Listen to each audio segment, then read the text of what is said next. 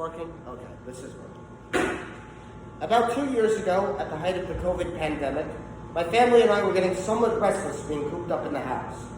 So with the proper precautions, we decided to take a vacation to the city of Charleston, South Carolina.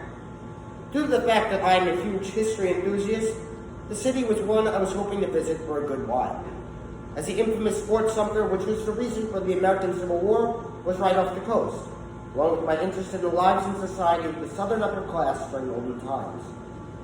Of course, I enjoyed myself greatly. The people were welcoming, the food was beyond comparison, and the city was one of the most beautiful I've ever been to. Going to the spot where one of the most important conflicts in American history was started was an extremely moving experience. However, one thing I did notice during my trip was that some of the historical attributes that the city and state Carolina had were either ignored or briefly mentioned. One example of this is when, on a horse and buggy tour of the historical district, we rode past the location of the state's former state governor and vice president, John C. Calhoun, to find that there was no statue present. Being inquisitive on why the statue wasn't there, I asked my tour guide, and my tour guide said that in the light of recent events, the statue was removed as it no longer represents what we want the city to be. I was not satisfied by this answer, and when I returned from South Carolina, only then did I understand what my tour guide meant. John C. Calhoun was known to be the man who led the push for South Carolina to be the first state to exit the Union in the prelude to the Civil War, due in most part to his advocacy on the disgusting practice of slavery. Now, I do understand why the statue was removed, as for over 120 years, it stood as a reminder to the African American population to submit to the unjust segregation laws that came in the aftermath of the war between the states, or for Southern, the War of Northern Aggression. It was justified and right for the city to take down the statue, but what annoyed me was the fact that the statue seemingly disappeared. It was, in the most basic sense, forgotten, instead of being placed in a museum where it belongs.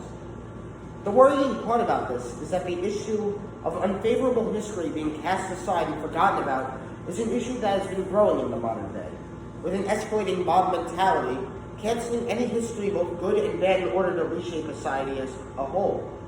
As such, as a nation, as a people, we must protect and safeguard our history. Its facts should not be bent or disrupted in order to fulfill the authoritarian wishes of those in positions of power. And this is a photo of the statue being removed. And this is just another comment, but why are we wasting civilian infrastructure to get this thing down? Just an opinion.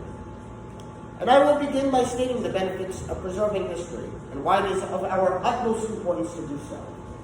It has been shown many times, not only in our nation's lifespan, but in that of nearly every country in the world, that history is a driving force behind creating a people's national identity. Each country's history then intertwines with the history of another, shaping how the world looks today. The idea of history being important can even go down to the personal level. Family history and tradition are things that people are affected by throughout their entire lives. Traditions and family values being passed on through the generations. According to an article by HuffPost, everyday decision-making around the world is constantly based on what became before us. History must be preserved because it gives us a creation to a greater identity. As a people, history is also the world's great guidebook. By looking at history, a society can figure out what works and what doesn't. History is basically giving every idea a try at some point or another. For 120,000 years of humanity's existence, from the invention by caveman of the first stone tools, to now in the present day, figuring out ways to travel between the stars. We must build upon these ideas that our predecessors have taught us. History also gives us the opportunity to reflect on things in our society that are unfavorable or touching. It can help us give us, in the present day, ideas how to solve complicated issues and mend broken ties. For example, we can look at the long history of discrimination between majority and minority groups around the world and take what we learned to help solve issues such as race in the United States. Through learning about the struggles of other nations and other peoples to solve similar issues, we can find ways to make our society and institutions fair for all. History gives us the chance to reflect on our wrongdoings and works towards moving away from them. For example, John C. Calhoun we can reflect on his life and decisions in power, as morally wrong as they were, and use it as a teaching device for the younger generations. The second point I will be making is how exactly history should be preserved. And there are several ways we can go about doing this. The broadest of these methods is through education. In the modern day, history and social studies are arguably the least focused on in the major subjects taught in schools. This is upsetting to me, as history is just as important as the other major subjects. It combines everything from all subjects together: reading and writing, math and science. History ties into all these subjects and is directly responsible for the way we live today. However, just teaching history will not solve the issue, as it is a subject that is heavily reliant on studying different people and their actions. Facts can be presented in a way that glorifies a certain sign to a person or event while ignoring or giving little information on the other. Take George Washington, for example. Our first and arguably best president. He should be remembered and honored for all his deeds as a war hero, president, and founder of our nation. However, he was an owner of human beings and had slaves who worked his land as it was an acceptable practice at the time. And here in the photo you can see the slave quarters at Mount Vernon. It is George Washington's home. Of course, slavery is a disgusting and inhumane practice, and the issue of slavery was a fault of Washington. However, that is like any human being. We all have our faults that accompany our accomplishments. Our faults should not be ignored, but at the same time, they should not take away from our good deeds of a person either. History, in my opinion, should be looked through this lens. Both sides to a person and or event should be presented. Presenting both sides to an argument keeps history grounded in reality and gives people the opportunity to make their own judgment. The figures of the past should not be glorified to make them analogous to a god, and they should not be made out to be analogous to the devil either. All people, from the greatest leader to the common man, are still people. Take Adolf Hitler, for example, a man whose ignorance and lust for power drove him to do unspeakable horrors, from the deaths of millions in the Second World War to the attempted extermination of an entire group of people. He's become infamous in terms of history. It's hard to remember he was a human being. This is dangerous for a variety of reasons. Dictators and those who commit atrocities have to be analyzed as people. Otherwise, there will always be some who will follow in their ignorance. The power dictators held, and what allowed them to become so powerful, was the fact that they made themselves out to be more than human.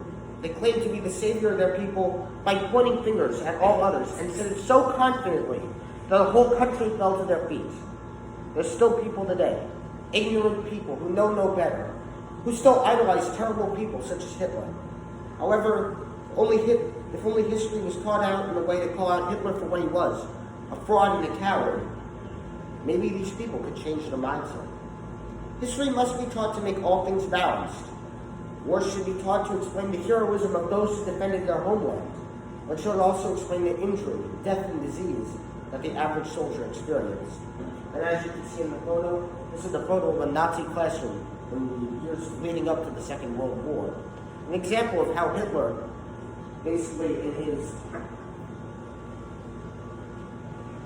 how Hitler just brainwashed his entire country. And this brings me to my third and final point, which, to put it bluntly, is a warning on what will happen if the past is not preserved. To give this warning, we can actually use historical examples, one of which can be traced back to the 1950s and 60s in China. After a communist victory in the Chinese Civil War, which forced democratic supporters and nationalists to flee to the island of Taiwan, the chairman of the People's Republic of China, Mao Zedong, needed a way to install his vision of a communist utopia. To accomplish this, Mao entrusted the help of mob mentality in the younger generations. He entrusted the help of his young soldiers, who were in his army indoctrinated with the ideals of revolution. What culminated was the Chinese Cultural Revolution, the attempted reshaping of Chinese society through a violent overthrow of tradition and history. Mao knew that in order to complete and cement his control over the people, the nation's history would have to be erased, so that the government could rewrite a new image. And thus he instructed that hordes of soldiers and young revolutionaries to rampage around the country, burning books, tearing down religious sites, and killing thousands of teachers and elderly people, all while the government promoted a system of hatred against anything against them, while also secretly dragging away political opponents of the regime to imprison or execute them. This violence would last the entirety of Mao Zedong's time in power until his eventual death in 1976. It can be argued that the Cultural Revolution was a failure, as many Chinese traditions and historical attributes can still be found despite the continued authoritarian practices of the government. However, as it seems, some aspects of this revolution can still be considered a success. For example, in 1989, when thousands of pro-democracy protesters in the Tiananmen Square were slaughtered by the military, the Chinese government was able to deny this event as though it never happened. Information is a valuable tool, and whoever has control of that information has control over the entire population. In the wrong hands, this can be deadly. And as you can see in the photo, this is an extremely famous photograph of one protester standing in front of a convoy of tanks that were going in to crush and slaughter these protesters in Tiananmen Square. Nobody knows what happened to the guy. Probably was murdered by the Chinese government. And even though through our best efforts, we will never be able to know who this man was or why he did the brave act that he did. Now, continuing, countries such as North Korea have managed to basically brainwash their entire population through careful rewriting of their history and the glorification of the nation's leaders. These countries are reminders of what happens when history is left in the hands of those who wish to use it as a weapon. By no means are we in the United States like the dictatorships of China and North Korea, but by no means should we be apathetic to the issue. Apathy allowed history to be twisted in this way, and we are unfortunately starting to see the warning signs here in our own country. The removal of statues, the cancellation of historical figures, the banning of certain books, and the lack of punishments against holding political opinions in school have led to our nation's history to be put at stake, all while the government has seemed to either turn a blind eye to the issue or even actively promote it. If our history is destroyed, America as it is known will no longer exist. Its ideals will be left in the air for the power and power-hungry to change, and in the streets there will be violence with a rise in extremism. If we are to forget history, we are destined to repeat it. From Nazi Germany to Communist China, horrible things can happen when people are apathetic to it. The idea that history should be preserved is something that should be given a great deal of thought. The preservation of history must be pursued in order for a nation and its ideals to survive.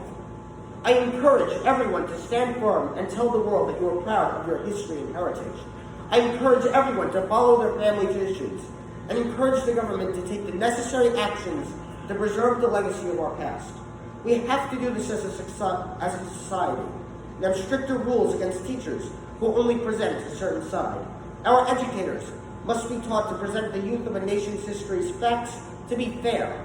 It is the only way to ensure that our society can remain stable. If history has taught us anything, is that we learn from the history so as to not repeat it. We cannot let it happen. As a people, we cannot allow the past to be buried and kept out of sight. We must go against the rule, a mob mentality, put our foot down and say that the past is going nowhere. The alternative will not only be disastrous, but the end of our country as we know it. The end.